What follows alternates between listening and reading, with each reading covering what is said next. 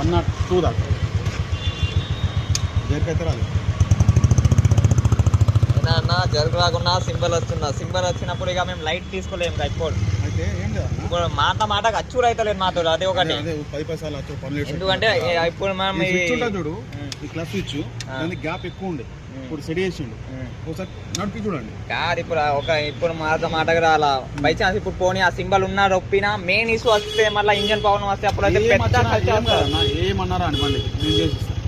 మీ దగ్గర రూపాయి డబ్బులు తీసుకుంటే అప్పుడు అనండి ఏమన్నా సరే. ఇప్పుడు ఏమంటారు బై ఛాన్స్ ఇంకోసారి వస్తే మళ్ళీ రావాలి ఇక అట్లా కాదన్నా. ఇప్పుడు మనం నువ్వు పోయినావు 10 కిలోమీటర్లు రాలేదు, నేను పోయినా. మీరు అన్న అయితే జర్కి ప్రాబ్లం అన్నారు.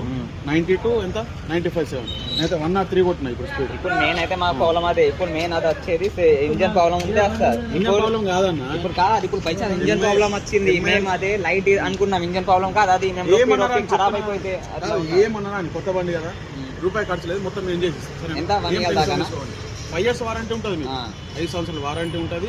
50 కిలోమీటర్లు ఉంటుంది. ఏది ముందు అయితే రెగ్యులర్ సర్వీసింగ్ రండి మీరు, అంతే. రెగ్యులర్ సర్వీసింగ్ రండి మీరు.